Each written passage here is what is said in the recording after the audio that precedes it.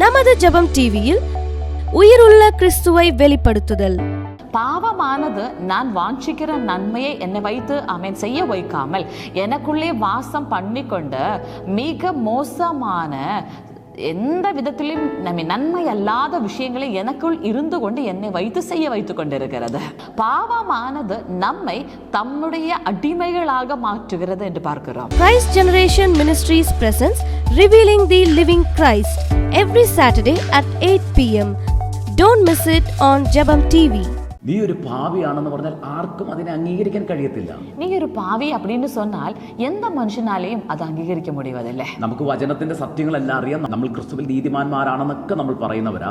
நாம் வார்த்தையினுடைய எல்லா சத்தியங்களையும் அறிந்து வைத்திருக்கிறோம். கிறிஸ்துவுக்குள் நான் நீதிமான் என்று சொல்லி நாம் அறிக்கை பண்ணுகிறோம். എന്നാൽ എങ്ങനെയാണ് നമ്മൾ ഈ പാപം പ്രവേശിച്ചതെന്ന് നമ്മളൊന്ന് ചിന്തിക്കാൻ പോകുക. ஆனால் எவ்விதமாக பாவம் நமக்குள் பிரவேசித்தது என்று சொல்லி நாம் பார்க்க போகிறோம். റോമാലേഖനം 5-ാം അധ്യായം 12-ാമത്തെ വാക്യം ഇങ്ങനെ പറയുന്നത്, ഏക മനുഷ്യനാൽ പാപവും പാപത്താൽ മരണവും ലോകത്തിൽ കടന്നുവെന്ന്.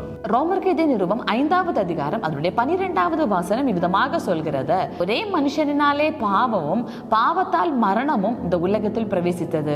ഇങ്ങനെ എല്ലാവരും പാപം ചെയ്താൽ മരണം സകല മനുഷ്യരിലും പരന്നിരിക്കുന്നു എന്ന് വചനം പറയുന്നു. இவ்விதமாய் எல்லோரும் பாவம் செய்ததினாலே மரணமானது சகல மனுஷர்களையும் ஆண்டு கொண்டது என்று வசனம் சொல்கிறது. ഇവിടെ ഏക മനുഷ്യൻ എന്ന് പറയുന്നത് ആദാമിനെ കുറിച്ചാണ് പറയുന്നത്. இங்கே ஒரே மனுஷன் என்று சொல்கிற அந்த மனுஷன் ആദാം. അപ്പോൾ ആദാം പാപം ചെയ്തപ്പോൾ ആദാമിന്റെ ലംഘനത്തിന് തുല്യമായ ആ പാപം സകല മനുഷ്യരിലും അത് പരന്നു. அப்போ ஆதாம் பாவம் செய்த போது ஆதாமினுடைய மீறுதலுக்கு ஒப்பான பாவம் சகல மனுஷர்களுக்குள்ளேயும் பரவிட்டு என்று சொல்லி பார்க்கிறோம். പാപം നമ്മളിൽ തുടങ്ങിയതല്ല, ആദാമിന്റെ ലംഘനം മുതൽ തുടങ്ങിയതാണ് പാപം. அப்போ பாவம் நமக்குள் ஆரம்பிக்கவில்லை, ஆதாமினுடைய மீறுதலுடைய நாட்களிலே பாவம் ஆரம்பித்து விட்டது. ആദാമിൽ നിന്ന് നമ്മളിലേക്ക് പകരപ്പെട്ടതാണ് പാപം എന്ന് പറയുന്നത്. ஆதாமில் நின்று நம்மீது பகிரப்பட்டதுதான் பாவம் என்று சொல்வது. ആദാമിൽ നിന്ന് നമ്മളിലേക്ക് പകരപ്പെടേണ്ടത് നീതിയായിരുന്നു. ஆதாமில் நின்று நம்ம மீது பகிரப்பட வேண்டியது உண்மையாகவே நீதியாக இருந்தது. കാരണം ദൈവം ആദാമിനെ സൃഷ്ടിച്ചത് പാപത്തിലല്ല, മറിച്ച് നീതിയിലും വിശുദ്ധിയിലുമാണ് ദൈവം ആദാമിനെ സൃഷ്ടിച്ചത്.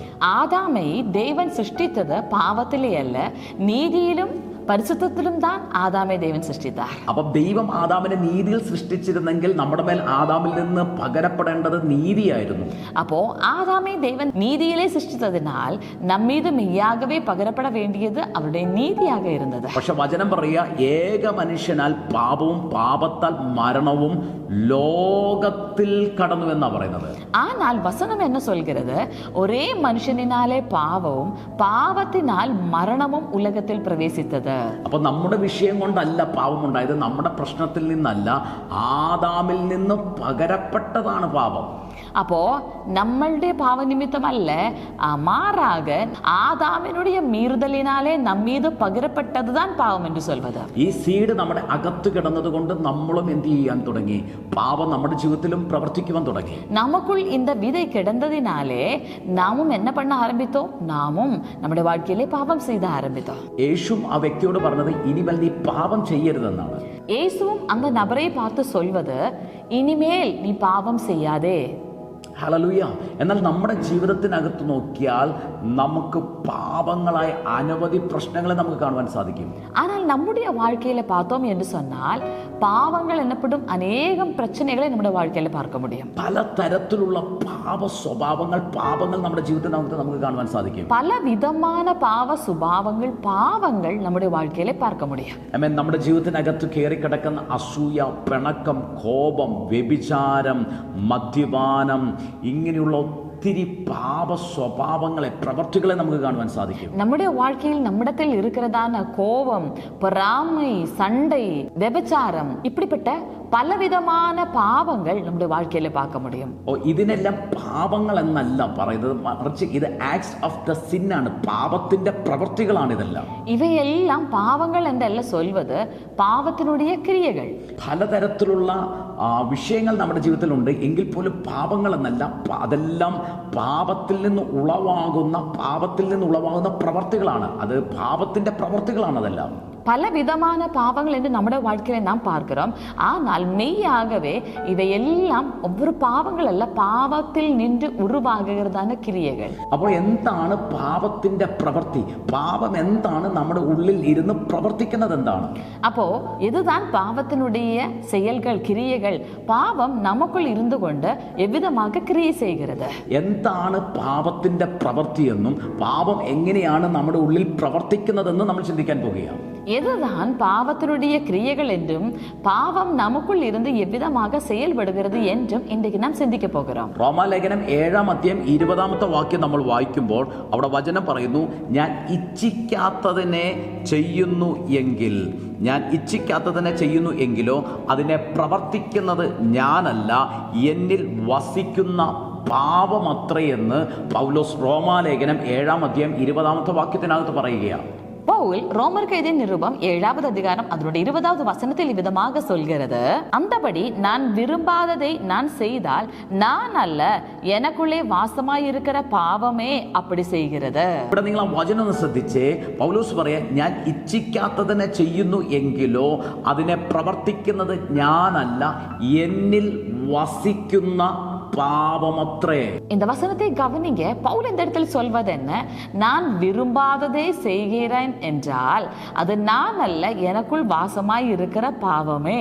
അപ്പോൾ നമ്മളിൽ ഇച്ഛിക്കാത്ത പ്രവൃത്തി നമ്മളെ കൊണ്ട് ചെയ്യിക്കുന്നത് അത് നമ്മളിൽ വസിക്കുന്ന പാപമാണെന്ന് ഇവിടെ വചനം പറയുന്നു. அப்போ நாம் விரும்பாததை நம்மை வைத்து செய்ய வைப்பது அது நாம் அல்ல, நமக்குள் வாசமாய் இருந்த பாவமே என்று சொல்லி நாம் பார்க்கிறோம். റോമാലേഖനം 7-ാം അധ്യായം 15-ാമത്തെ വാക്യത്തിനകത്ത് പറയുന്നു, ഞാൻ പ്രവർത്തിക്കുന്നത് ഞാൻ അറിയുന്നില്ല, ഞാൻ ഇച്ഛിക്കുന്നതിനെയല്ല പകയ്ക്കുന്നതിനത്രേ ഞാൻ ചെയ്യുന്നത്. ரோமருக்கு நிருபம் 7வது அதிகாரம் அதனுடைய 15வது வசனம் இவ்விதமாக சொல்கிறது, நான் செய்கிறது எனக்கே சம்மதி இல்லை, நான் விரும்புகிறதை செய்யாமல் நான் வெறுக்கிறதையே செய்கிறேன். ഹല്ലേലൂയ. റോമാലേഖനം 7-ാം അധ്യായം 17-ാമത്തെ വാക്യം നിങ്ങളൊന്ന് ശ്രദ്ധിച്ചേ. ഞാൻ ഇച്ഛിക്കാത്തതിനെ പ്രവർത്തിക്കുന്നത് ഞാനല്ല, എന്നിൽ വസിക്കുന്ന പാപമത്രേ. ரோமருக்கு நிருபம் 5:17வது வசனம் என்ன சொல்கிறது சொல்லி பாருங்க.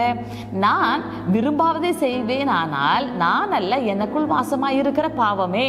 അപ്പൊ ഇവിടെ പാപത്തിന്റെ പ്രവൃത്തി എന്ന് പറയുന്നത് നമ്മളിൽ വസിച്ചുകൊണ്ട് നമുക്ക് ഇഷ്ടമില്ലാത്ത പ്രവൃത്തി നമ്മളെ കൊണ്ട് ചെയ്യിപ്പിക്കുന്നത്, തിന്മയായിട്ടുള്ളത് നമ്മളെ കൊണ്ട് ചെയ്യിപ്പിക്കുന്നതാണ് പാപത്തിന്റെ പ്രവൃത്തി എന്ന് പറയുന്നത്. அப்போ பாவத்தினுடைய சுபாவம், பாவத்தினுடைய கிரியை என்னவென்று சொல்லி பாருங்க. நாம் விரும்பாததே நமக்குள் இருந்து கொண்டு நம்மை செய்ய வைக்கிறதான ஒரு கிரியை, அதுதான் பாவம் நமக்குள் இருந்து கொண்டு செய்வது. പാപത്തിന് ഇഷ്ടമുള്ള പ്രവൃത്തികളെ, പാപത്തിന് താല്പര്യമുള്ള പ്രവൃത്തികളെ നമ്മളിൽ ഇരുന്നു കൊണ്ട് നമ്മളെ കൊണ്ട് അത് പ്രവർത്തിക്കുക. அப்போ பாவம் விரும்புகிறதான காரியங்களை நமக்குள் இந்த பாவம் வாசமாய் இருந்து கொண்டு நம்மளை வைத்து செய்ய வைக்கிறது. റോമാലേഖനം 7-ാം അധ്യായം 18-ാമത്തെ വാക്യത്തിനകത്ത് പൗലോസ് പറയാം, നന്മ ചെയ്യണമെന്ന് എനിക്ക് താല്പര്യമുണ്ട്. ரோமருக்கு நிருபம் 7:18 இவ்விதமாக சொல்கிறது, நன்மை செய்ய வேண்டும் என்கிறதான விருப்பம் என்னிடத்தில் இருக்கிறது. നന്മ ചെയ്യണമെന്നുള്ള ആഗ്രഹം എൻ്റെ ഉള്ളിലുണ്ട്, നന്മ செய்ய வேண்டும் என்றதான விருப்பம் எனக்குள்ளுண்டு. പക്ഷേ എന്നെ കൊണ്ട് അത് പ്രവർത്തിക്കാൻ കഴിയുന്നില്ല. ஆனால் என்னால் அது செய்ய முடியவில்லை. ഇതാണ് ഒരുവന്റെ അകത്ത് പാപം ആക്റ്റീവായാൽ അവൻ എത്ര വിചാരിച്ചാലും അവന് നന്മ പ്രവർത്തിക്കാൻ പറ്റത്തില്ല. இதுபோலதான் அன்பானவர்களே, ஒருவனுக்குள்ளே பாவம் செயல்பட ஆரம்பித்தால் அவன் எவ்வளவுதான் நன்மை செய்ய விரும்பினாலும் அவனாலே அது செய்ய முடிவதில்லை. റോമാലേഖനം 7-ാം അധ്യായം 18-ാമത്തെ വാക്യത്തിനകത്ത് പൗലോസ് പറയുക, നന്മ ചെയ്യുവാനുള്ള താല്പര്യം എനിക്കുണ്ട്, പക്ഷെ അത് പ്രവർത്തിക്കാൻ കഴിയുന്നില്ല. பாருங்க அன்பானவர்களே, ரோமருக்கு நிருபம் 7வது அதிகாரம் அதனுடைய 18வது வசனத்தில் நம்ம என்ன பார்க்கிறோம்? நன்மை செய்ய வேண்டும் என்றதான விருப்பம் எனக்கு உண்டு, ஆனால் அது என்னால் செய்ய முடியவில்லை. എന്നാൽ അപ്പോസ്തല പ്രവൃത്തി 10-ാം അധ്യായം 38-ാമത്തെ വാക്യത്തിനകത്ത് പാപം അല്പം പോലും സ്വാധീനം ചെലുത്തുവാൻ കഴിയാത്ത യേശു ക്രിസ്തുവിനെ കുറിച്ച് അവിടെ പറയുക, നസ്രയനായ യേശുവിനെ ദൈവം പരിശുദ്ധാത്മാവിനാലും ശക്തിയാലും അഭിഷേകം ചെയ്തു. ദൈവം യേശുവിനോട് കൂടെ ഇരുന്ന് യേശു നന്മ ചെയ്തും പിശാചു ബാധിച്ചവരൊക്കെ സൗഖ്യമാക്കിയും കൊണ്ട് സഞ്ചരിച്ചതായ വിവരം തന്നെ നിങ്ങൾ അറിയുന്നില്ലയോ? നോക്കിയേ, അവിടെ യേശു നന്മ ചെയ്ത് സഞ്ചരിച്ച കാര്യം അറിയുന്നില്ലയോ എന്ന് ചോദിക്കുന്നു. அப்போஸ்தலர் நடபடிகள் 10:38 அந்த இடத்தில் வசனம் இவ்விதமாக சொல்கிறது, சொல்கிறது, பிதாவாகிய தேவன் குமாரனாகிய இயேசு கிறிஸ்துவை பரிசுத்த ஆவியினாலும் வல்லமையினாலும் நிரப்பினதினால் அவர் நன்மை செய்கிறவராக சுற்றி தெரிந்ததை நாம் அறியாமல் இருக்கிறோமே என்று சொல்லி பாருங்க. இந்த இடத்துல இயேசு கிறிஸ்துவை குறித்து என்ன சொல்கிறது? அவர் நன்மை செய்கிறவராக சுற்றி தெரிந்தார் என்று சொல்லி. ഹല്ലേലൂയ. നോക്കിയ പാപം ഒരുവനിൽ പ്രവർത്തിക്കാൻ തുടങ്ങിയാൽ നന്മ ചെയ്യണമെന്ന് ആഗ്രഹമുണ്ടെങ്കിൽ പോലും അതവന് സാധിക്കത്തില്ല. பாருங்க இந்த இடத்துல ஆமென், நாம் பார்ப்பது நன்மை செய்ய வேண்டும் என்று சொல்லி ஒரு மனுஷனுக்கு ஆசை இருந்தால் கூட பாவம் அவனுக்குள் இருந்தால் அவனை வைத்து அந்த நன்மை செய்ய விடுவதில்லை. എന്നാൽ യേശു ക്രിസ്തുവിന്റെ മേൽ പരിശുദ്ധാത്മാവിന്റെ നിറവുള്ളത് കൊണ്ട് പാപത്തിന് അല്പം പോലും സ്വാധീനം ചെലുത്താൻ പറ്റാത്തത് കൊണ്ടും കർത്താവ് യേശു ക്രിസ്തു നന്മ ചെയ്ത് സഞ്ചരിക്കുവാൻ തുടങ്ങി. ஆனால் இயேசு கிறிஸ்துவின் மேல் பரிசுத்த ஆவியானவருடைய நிறைவு இருந்ததினாலே பாவத்துக்கு இயேசு கிறிஸ்துவை ஒருபோதும் ஆளுகை செய்ய முடியாததினாலே அவர் நன்மை செய்கிறவராகவே இருந்தார் என்று வசனம் சொல்கிறது. ഹല്ലേലൂയ. ഹല്ലേലൂയ. ആമേൻ. വചനം പറയുന്നു നമ്മളെ ദൈവം സൃഷ്ടിച്ചിരിക്കുന്നത് സൽപ്രവർത്തികൾക്കായിട്ടാണെന്ന് വചനം പറയുന്നു. வார்த்தை சொல்கிறது நம்மை கர்த்தர் சிருஷ்டித்திருப்பதே நம் நற்கிரியைகளை செய்யும்படியாகவே. എഫെസ്യ ലേഖനം 2-ാം അധ്യായം 10-ാമത്തെ വാക്യത്തിനകത്ത് ഇങ്ങനെ പറയുന്നേ, നാം ദൈവത്തിന്റെ കൈപ്പണിയായിട്ട് സൽപ്രവർത്തികൾ ചെയ്യുവാൻ ക്രിസ്തുവേശുവിൽ സൃഷ്ടിക്കപ്പെട്ടവരാകുന്നുവെന്ന്.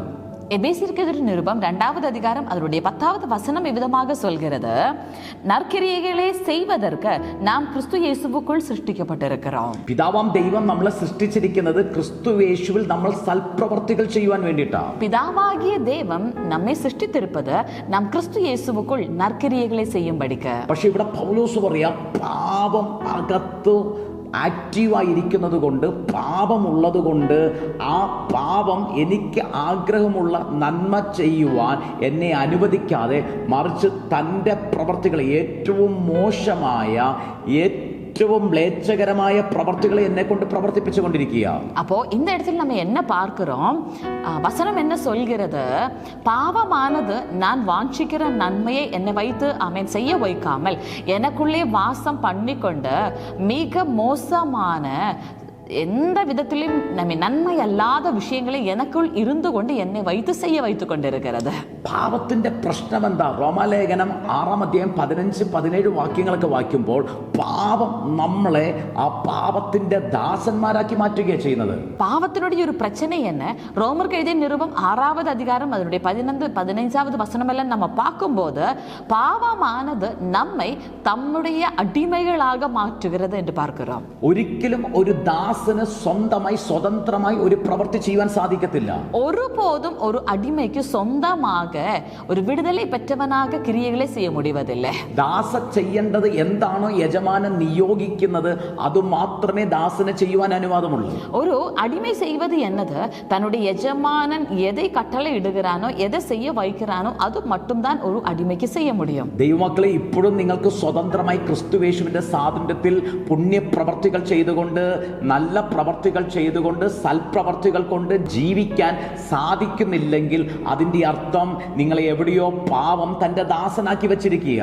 தேவ பிள்ளைகளே, உங்களுக்கு நிச்சயமாகவே கர்த்தருடைய பிரசனத்தில் நிறைந்து கொண்டு கர்த்தர் விரும்புகிறதான காரியங்களை உங்களால செய்ய முடியாவிட்டால் இப்பொழுதும் நீங்கள் புரிந்து கொள்ளுங்க, பாவமானது எங்கேயோ உங்களை அடிமைகளாக வைத்து இருக்கிறது. കാരണം ഒരു ദാസന് സ്വന്തമായി ഒരു പ്രവൃത്തി ചെയ്യുവാൻ സാധിക്കത്തില്ല. കാരണം ഒരു അടിമയ്ക്ക് சுயமாக தன்னுடைய கிரியைகளை செய்ய முடிவதில்லை. യജമാനൻ എന്താണോ അവന്റെ മേൽ ഏൽപ്പിച്ചിരിക്കുന്ന ഡ്യൂട്ടി അത് മാത്രമേ ഒരു ദാസൻ ചെയ്യുവാൻ സാധിക്കത്തുള്ളൂ. ஒரு எஜமானன் தன் மீது ஒப்புவித்திருக்கிற வேலை எதுவோ அது மட்டும் தான் ஒரு அடிமைக்கு செய்ய முடியும். ഹല്ലേലൂയ. ഹല്ലേലൂയ. ഇന്നും നിങ്ങൾക്ക് പുറത്തു വരാൻ കഴിയുന്നില്ലെങ്കിൽ നിങ്ങൾ തിരിച്ചറിഞ്ഞേ നിങ്ങൾ എവിടെയോ ദാസ്യത്വം അനുഭവിച്ചു കൊണ്ടിരിക്കുക. இன்றைக்கும் உங்களால வெளியே வர முடியாவிட்டால் நீங்கள் புரிந்து கொள்ளுங்க, எங்கே எல்லாமோ மறுபடியும் நீங்கள் அடிமைத்தனத்துக்குள்ளேயே இருக்கிறீர்கள். വചനം എന്താ പറയുന്നത്? നിങ്ങൾ പിന്നെ ഭയപ്പെടേണ്ടതിന്റെ ദാസ്യത്വത്തിന്റെ ആത്മാവിനെ അല്ല നിങ്ങൾ പ്രാപിച്ചിരിക്കുന്നതെന്ന് വചനം പറയുന്നു. வார்த்தை என்ன சொல்கிறது? மறுபடியும் நீங்கள் பயப்படும்படியாக அடிமைத்தனத்தினுடைய ஆவியே அல்ல நீங்கள் பெற்றிருக்கிறீர்கள். வீற்றிருப்பது. ഇന്ന് ദാസ്യത്വത്തിൽ നിന്ന്, പാപത്തിന്റെ ദാസന്മാരായിരിക്കുന്ന അനുഭവത്തിൽ നിന്ന് പുറത്തു വരുവാൻ എത്ര പേർ ആഗ്രഹിക്കുന്നു? இன்றைக்கு அடிமைத்தனத்தில் நின்று, பாவத்தினுடைய அடிமைத்தனத்தில் நின்று வெளியே வர எத்தனை பேர் வாஞ்சிக்கிறீங்க? എങ്ങനെ പുറത്തു വരാൻ കഴിയുമെന്നാണ് ഇന്ന് നമ്മൾ ഷെയർ ചെയ്യാൻ പോകുന്നത്. எவ்விதமாக உங்களுக்கு வெளியே வர முடியும் என்றுதான் இன்றைக்கு நாங்க ஷேர் பண்ண ഈ போகிறோம். വചനം നിങ്ങൾ കേൾക്കുമ്പോൾ നിങ്ങൾ പിന്നെ പാപത്തിന് ദാസന്മാരായിരിക്കത്തില്ല, പരിപൂർണ സ്വാതന്ത്ര്യം പ്രാപിച്ച ദൈവപുത്രന്മാരായി നിങ്ങൾ വാഴുവാൻ പോകുകയാണ്. இந்த வசனம் நீங்கள் கேட்கும் போது இனி நீங்கள் பாவத்துக்கு அடிமைகளாக இருக்க மாட்டீர்கள். பாவத்தில் நின்று முற்றும் விடுதலையாக்கப்பட்ட தேவனுடைய சுதந்திரவாளிகளாக நீங்கள் கிரியை செய்ய போகிறீர்கள்.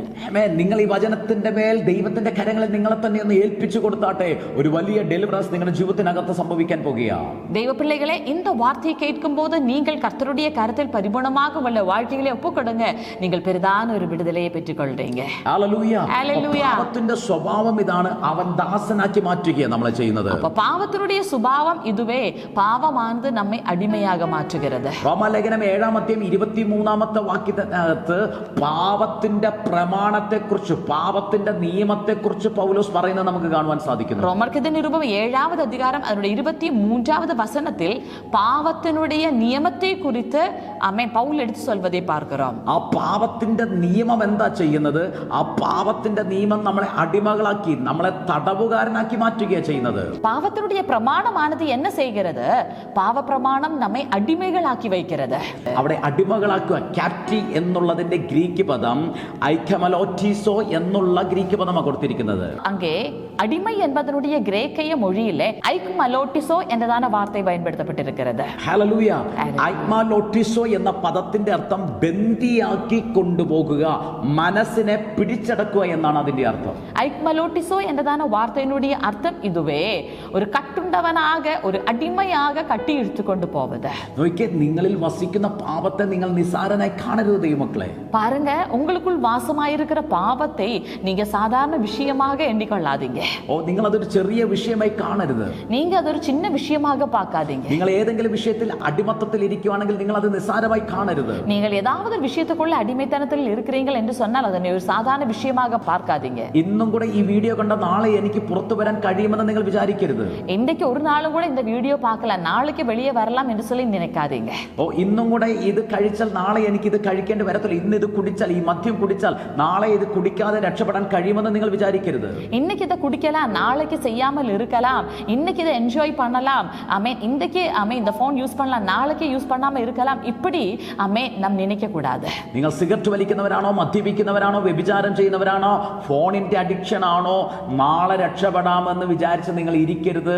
കാരണം ഇവിടെ വചനം പറയുന്നു, പാപം ബന്ദികളാക്കി കൊണ്ടുപോകുന്നു, അടിമകളാക്കി കൊണ്ടുപോകുന്നു എന്ന് വചനം പറയുന്നു. அன்பானவர்களே, இன்னைக்கு ஏதாவது ஒரு மதுபானத்துக்கு, ஏதாவது ஒரு அடிமைத்தனத்தினுடைய அடிக்ஷனுக்கு, ஏதாவது ஒரு விபச்சாரத்துக்கு, போன் வழியான ஏதாவது காரியங்களுக்கு இன்றைக்கு நீங்கள் அடிமைகளா இருக்கிறீர்கள். நாளைக்கு விடுதலையாகாம் என்று நீங்கள் நினைக்க வேண்டாம். ஏனென்றால் பாவம் நம்மை என்றென்றைக்குமாக அடிமைகளாக மாற்றிவிடுகிறது. ഹല്ലേലൂയ. നമ്മൾ വിചാരിച്ചാൽ ഒരിക്കലും ഈ അടിമത്തത്തിൽ നിന്ന് നമുക്ക് പുറത്തു വരാൻ കഴിയത്തില്ല. ஒருபோதும் நாமவே சுயத்தில் தீர்மானம் எடுத்தோம் என்று சொன்னாலும் நமக்கு இந்த பாவ அடிமைத்தனத்தில் நின்று பரிபூர்ணமாக வெளியே வர முடிவதில்லை. അപ്പൊ പാപത്തിന്റെ പ്രവർത്തികൾ നിങ്ങൾ നോക്കിയേ, പാപത്തിന്റെ സ്വഭാവം നിങ്ങൾ നോക്കിയേ. പാപത്തിന്റെ സ്വഭാവം എന്ന് പറയുന്നത് ആ പാപം നമ്മളെ അടിമകളാക്കി വെക്കുന്നു. ആ പാപത്തിന്റെ നിയമം തന്നെ തന്റെ നിയമത്തിന്റെ തടവിലാക്കി നമ്മളെ മാറ്റുന്നു, നമ്മളെ ബന്ദികളാക്കി പിടിച്ചുകൊണ്ട് പോകുന്നു, നമ്മുടെ മനസ്സിനെ പിടിച്ചടക്കുന്നു. നമുക്ക് നന്മ ചെയ്യണമെന്ന് ആഗ്രഹമുണ്ട്, പക്ഷെ അത് ചെയ്യാതെ തന്റെ നീച പ്രവർത്തികളെ നമ്മളെ കൊണ്ട് ചെയ്യിച്ചു കൊണ്ടിരിക്കുന്നു. அப்ப பாருங்க, பாவத்தினுடைய வித்தியாசமான கிரியைகள் என்னது சொல்லி பாருங்க. பாவமானது நம்மை அடிமைகள் ஆக்குகிறது. பாவத்தினுடைய பிரமாணத்துக்கு நம்மை கட்டப்பட்டவர்களாக நம்மை இழுத்து கொண்டு போகிறது. பாவத்தினுடையதான கிரியைகள் நம்முடைய மனதை கட்டி வைக்கிறது. பாவமானது நம்மை முற்றிலும் தன்னுடைய கிரியைகளை நமக்குள் வாசம் பண்ணி நம்மை செய்ய வைக்கிறது. ഹല്ലേലൂയ. 1 കൊരിന്ത്യർ 15-56 വാക്യത്തിനകത്ത് പറയുന്നു, പാപം എന്ന് പറയുന്നത് മരണത്തിന്റെ വിഷമുള്ളാണെന്ന്. 1 கொரிந்தியர் 15வது அதிகாரம் அதனுடைய 56வது வசனம் இவ்விதமாக சொல்கிறது, பாவம் மரணத்தினுடைய ஒரு விஷம் உள்ளாக இருக்கிறது என்று. ഹല്ലേലൂയ. ഹല്ലേലൂയ. ആമേൻ. നോക്കിയേ, ഇത്രയും നമ്മളെ അടിമകളാക്കി വെച്ചിട്ട് ഇതിനെ നമ്മൾ ശ്രദ്ധിക്കാതെ ഇതിൽ നിന്ന് വിടുതലാകാൻ വിടുതലയാകാൻ ആഗ്രഹിക്കാതെ പലപ്പോഴും നമ്മുടെ കടബാധ്യത മാറാനാണ് നമ്മൾ പ്രാർത്ഥിക്കുന്നത്, രോഗം മാറാനാണ് പ്രാർത്ഥിക്കുന്നത്, കുടുംബ പ്രശ്നങ്ങൾ മാറാനാണ് നമ്മൾ പ്രാർത്ഥിച്ചുകൊണ്ടിരിക്കുന്നത്. பாருங்க, இவ்வளவு பெரிதான ஒரு அடிமைத்தனத்தில் இருக்கும் போதும் பல நேரத்திலும் இதை அறியாமல் நாம் கடன் பிரச்சனை மாறட்டும், குடும்ப பிரச்சனைகள் மாறட்டும், மற்ற பல விஷயங்கள் ஒரு விடுதலை வேண்டும் என்று தான் நாம் ஜெபித்துக் கொண்டிருக்கிறோம். നമ്മൾ ഇസ്രായേൽ ജനങ്ങളെ പോലെ, രക്ഷിക്കപ്പെടാത്ത ഇസ്രായേൽ ജനങ്ങളെ പോലെ, അവർ പറയുന്നത് ഞങ്ങൾ ആർക്കും അടിമകളല്ലെന്ന് അവർ പറയുന്നത്. நாம் ரட்சிப்பை அறியாத இஸ்ரவேல் ஜனங்களை போல இருக்கிறோம். அவர்கள் சொல்வது அவர்கள் இதுவரைக்கும் யாருக்கும் அடிமையாய் இருந்ததில்லை. അവരെ പലപ്പോഴും ബന്ദികളായിട്ട് പല രാജാക്കന്മാർ പിടിച്ചുകൊണ്ടുപോയി അടിമകളാക്കി വെച്ചിട്ടുണ്ട്. എന്നിട്ടും അവർ പറഞ്ഞു ഞങ്ങൾ അബ്രഹാമിന്റെ സന്തതികളാണ്, ഞങ്ങൾ ഇതുവരെ ആർക്കും അടിമകളായിരുന്നിട്ടില്ല. ആമേൻ. പല ராஜாக்களும் அவர்களை பிடித்து கொண்டு போய் அடிமைகளாகி வைத்த நாட்கள் அவர்களை கடந்த கால வாழ்க்கையில் இருந்தும் அவர்கள் சொல்வதென்ன, நாங்கள் ஆபிரகாமினுடைய குமாரர்கள் யாருக்கும் இதுவரைக்கும் അടിമകളാக ഇരുന്നതില്ലേ. ഹല്ലേലൂയ. ഇതുപോലെയാ ദൈവമക്കൾ പറയുന്നത്, എൻ്റെ ജീവിതത്തിൽ ഒരു പാവമില്ല, ഞാൻ ഒന്നും ചെയ്യാറില്ല, ഞാൻ ഇപ്പോഴും വിശുദ്ധിയിലാണ് ജീവിക്കുന്നത്. இதுபோலதான் பல தேவனுடைய பிள்ளைகளும் சொல்வது, ஆமென், நான் எந்த பாவமும் செய்யாமல் இருக்கிறேன், நான் இப்போதும் பரிசுத்தமாய் இருக்கிறேன். ആമേൻ. ഞാൻ പറയട്ടെ, ക്രിസ്തുവിൽ നിന്ന് നിങ്ങളെ തെറ്റിക്കുന്നതെല്ലാം പാപമാ ദൈവമക്കളെ. நான் சொல்லவா, கிறிஸ்துவில் நின்று நம்மை நழுவ விடுவது எல்லாமே பாவம். ഹമാട്ടിയ നമ്മുടെ ലക്ഷ്യത്തെ തെറ്റിക്കുന്നതാണ് പാപം. ഹമാട്ടിയ நம்முடைய ലക്ഷ്യത്തെ നഴുവ വിടുവതേ പാപം. ഈ പാപം നമ്മുടെ അകത്ത് വസിക്കുന്നുണ്ടെങ്കിൽ ഒരു നന്മ പ്രവൃത്തി ചെയ്യുവാൻ ഈ പാപം നമ്മളെ അനുവദിക്കത്തില്ല. பாவம் நமக்குள்ளே வாசமாய் இருக்கிறது என்று சொன்னால் எந்த நற்கிரியையுமே செய்ய இந்த பாவமானது நம்மை ஒருபோதும் அனுமதிப்பதில்லை. മറിച്ച് തന്റെ മോശമായ നീച പ്രവൃത്തികളെ നമ്മളെ കൊണ്ട് ചെയ്യിപ്പിച്ചുകൊണ്ടേയിരിക്കും. மாறாக தன்னுடைய தவறான கீழ்த்தனமான கிரியைகளை நம்மை கொண்டு கட்டாயப்படுத்தி செய்ய வைத்துக் கொண்டிருக்கும். ഇതെല്ലാം പറഞ്ഞിട്ട് റോമാലേഖനം 7-24 വാക്യത്തിനകത്ത് പൗലോസ് വീണ്ടും എടുത്തു പറയുക, അയ്യോ ഞാൻ അരിഷ്ട മനുഷ്യൻ, ഈ മരണത്തിന് അധീനമായ ശരീരത്തിൽ നിന്ന് എന്നെ ആർ വിടുവിക്കുമെന്ന് ചോദിക്കുന്നത്. இவ்வளவெல்லாம் சொல்லிவிட்டு ஆமென், ரோமர் 7வது அதிகாரம் அதனுடைய 24வது வசனத்தில் பவுல் இவ்விதமாக சொல்கிறது, நிர்பந்தமான மனுஷன் நான், இந்த மரண சரீரத்தில் நின்று யார் என்னை விடுதலையாக்குவார். ഹല്ലേലൂയ. ഇതിനകത്തു നിന്ന് എന്നെ ആർക്ക് വിടുവിക്കാൻ കഴിയും, രക്ഷിക്കാൻ കഴിയുമെന്നാണ് അവിടെ ചോദിക്കുന്നത്. இந்த அனுபவத்தில் நின்று இதுக்குள்ளே இருந்து யார் என்னை விடுவிப்பார், யாருக்கு என்னை விடுதலையாக்க முடியும் என்று சொல்லிதான் கேட்பது. ദൈവമക്കളെ, പാപത്തെ ജയിക്കാത്ത ഒരു വ്യക്തിക്കോ ഒരു പ്രവർത്തിക്കോ ഇതിന്റെ അടിമത്തത്തിൽ നിന്ന്, ഇതിന്റെ തടവിൽ നിന്ന് നമ്മളെ രക്ഷിക്കുവാൻ കഴിയത്തില്ല. தெய்வ பிள்ளைகளே, பாவத்தை ஜெயிக்காத ஒரு நபருக்கோ கிரியைக்கோ ஒருபோதும் இந்த பாவத்தினுடைய அடிமைத்தனத்தில் நின்று நம்மை விடுதலையாக்க முடிவதில்லை. ഒരു പുണ്യ പ്രവർത്തിക്കും പാപത്തിന്റെ അടിമത്തത്തിൽ നിന്നോ പാപത്തിന്റെ തടവറയ്ക്കകത്തു നിന്നോ നമ്മളെ മോചിപ്പിക്കുവാൻ കഴിയത്തില്ല. எந்த நபர்களுக்கும் பாவத்தினுடைய அடிமைத்தனத்தில் நின்றோ பாவத்தினுடைய கிரியைகளில் நின்றோ நம்மை ஒருபோதும் விடுவிக்க முடிவதில்லை. നിങ്ങൾ എത്ര ലക്ഷം പേർക്ക് അന്നദാനം ചെയ്താലും, എത്ര പുണ്യപ്രവർത്തികൾ ചെയ്താലും, നിങ്ങൾ എത്ര തീർത്ഥാടനങ്ങൾ ചെയ്താലും, പാപത്തിന്റെ ശക്തിക്കകത്ത് നിന്ന്, പാപത്തിന്റെ വിഷമുള്ളിനകത്ത് നിന്ന്, പാപമെന്ന വിഷമുള്ളിനകത്ത് നിന്ന് നിങ്ങൾക്ക് പുറത്തു വരുവാൻ സാധിക്കത്തില്ല ദൈവമക്കളെ. நீங்கள் எவ்வளவுதான் நற்கிரியைகள் செய்தாலும், எவ்வளவுதான் தீர்த்தாடனங்கள் செய்தாலும், பலவிதமான பரிகாரங்கள் செய்தாலும், பாவத்தினுடைய வல்லமையில் நின்று, பாவத்தினுடைய விஷ முள்ளில் நின்று உங்களுக்கு சுயமாகவே விடுதலை பெற்றுக்கொள்ள முடிவதில்லை. പാപത്തെ ജയിച്ച, പാപത്തെ ഇല്ലാതാക്കിയ, പാപത്തെ തകർത്ത ഒരു വ്യക്തിക്ക് മാത്രമേ ഇതിനകത്തു നിന്ന് നമ്മളെ പൂർണ്ണമായി രക്ഷിക്കുവാൻ കഴിയത്തുള്ളൂ. பாவத்தை ஜெயித்த, பாவத்தினுடைய வல்லமையே இல்லாமல் பண்ணின, பாவத்தை மேற்கொண்ட ஒரு நபருக்கு மட்டுமே இதற்குள் நின்று நம்மை முற்றிலும் விடுதலையாக்க முடியும். ഇതിനകത്തുനിന്ന് എങ്ങനെ രക്ഷ പ്രാപിക്കാമെന്ന് നമ്മൾ ഷെയർ ചെയ്യാൻ പോകുകയെ. എത്ര പേർ അതിനെ പ്രാപിക്കാൻ റെഡിയായിരിക്കുന്നു? இதற்குள்ளே நின்று இந்த பாவத்தில் நின்று எவ்விதமாக விடுதலையாக்கப்படுகிறோம் என்று சொல்லி நம்ம ஷேர் பண்ண போகிறோம். எத்தனை பேர் அது பெற்றுக்கொள்ள ரெடியா இருக்கிறீங்க?